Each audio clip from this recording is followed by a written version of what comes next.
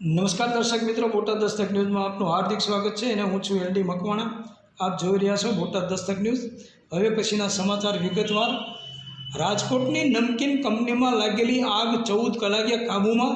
સોમવારે સવારે 9 કલાકે આગ લાગ્યા બાદ આખો દિવસ પાણીનો મારો ચલાવી આગ પર કાબૂ મેળવાયો। લાખોનું નુકસાન। રાજકોટમાં વધુ એક નમકીન બનાવતી કંપનીમાં ભીષણ આગ લાગી હતી।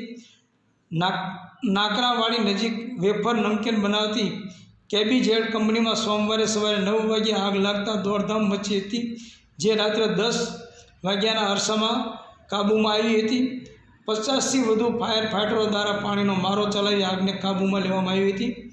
રાજકોટ મનપા ફાયર ઓફિસર આર.જે. જોબને દિવ્ય ભાસ્કર સાથેની ટેલિફોનિક વાતચીતમાં જણાવ્યું કે આગ કાબૂમાં આવી ગઈ છે, પણ પતરા ઊંચકતા નીચે સ્મોક જેવા મળે છે, જેને કારણે પતરા ઊંચકીને સ્મોક દૂર કરવાની કામગીરી ચાલી રહી છે, જેને લઈ હવે આગ પર કાબૂ મેળવી લેવાયો છે તેવું કહી શકાય તેમ છે।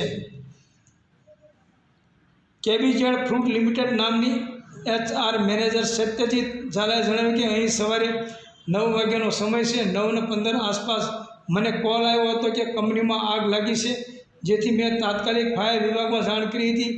હું ચોખડા સર્કલથી ફાયરની ગાડીઓ સાથે જ આવ્યો હતો। વેફર અને નમકીનની કંપની હોવાથી આગ વધુ ફેલાય તેવું તમામ મટીરિયલ્સ હોવાથી આગ વધારે ફેલાય છે। આગ લાગવા પાછળનું કારણ હજુ સામે આવ્યું નથી। કંપનીમાં 200થી 250 જેટલા કર્મચારી કામ કરે છે। તમામને સલામત બહાર કાઢી લેવામાં આવ્યા હતા। રાજકોટ તાલુકા મામલતદાર કે.એચ. મકવાણાએ જણાવ્યું હતું કે રાજકોટ તાલુકાના સુકલ પીપળિયા ગામે કેબીઝેડ કંપનીમાં આગ લાગેલી છે। આગનું ચોક્કસ કારણ જાણવા મળ્યું નથી, પણ બોઇલર ઉપર આગ લાગવાથી વધુ ફેલાઈ હોવાથી જાણવા મળ્યું છે।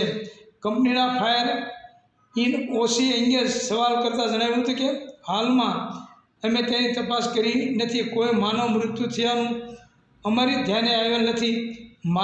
માનવ મિલકતને નુકસાન થયું હોય તેવું જણાય છે। આગ લાગી ત્યારે અંદર રહેલા કર્મચારી બહાર આવી ગયા હતા। રાજકોટ મનપાના ફાયર ઓફિસર આર.જે. જોબને જણાવ્યું હતું કે હાલ 50 જેટલા ફાયરના જવાનોની ટીમો આગ પર કાબૂ મેળવવા કામ કરી રહી છે।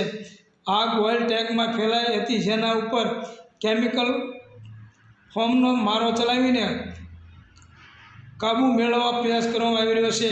નુકસાનીનો હજુ કોઈ ચોક્કસ આંકડો સામે આવ્યો નથી, પરંતુ આગ લાગી ત્યારે અંદર કોઈ નહીં હોવાની ખાતરી અગાઉ જ કરી લેવામાં આવી હતી, જેથી જાનહાનિ થવાની કોઈ શક્યતા નથી। દર્શક મિત્રો, આખા ગુજરાતમાં અત્યારે હાલમાં આવા નાના મોટા બનાવો રોજના 3, 4, 5, 3, 4, 5, 2, 3, 4 આવી રહ્યા છે। તો ખરેખર આ બાબતે પણ યોગ્ય અને ન્યાયિક તપાસ થવી જોઈએ, કારણ કે વીમો પકવવા માટે પણ લોકો કહી રહ્યા છે કે વીમો પકવવા માટે પણ આવા કારસ્તાન થતા હોય છે। તો આ બાબતે પણ સરકાર જાગૃત થઈ અને વીમા કંપની સાથે મિલીભગત કરી અને આવું થતું હોય એ બાબત પણ યોગ્ય તપાસ થવી જોઈએ એવું લોકો કહી રહ્યા છે। Botad Dastak news, LD Makwana, Botad.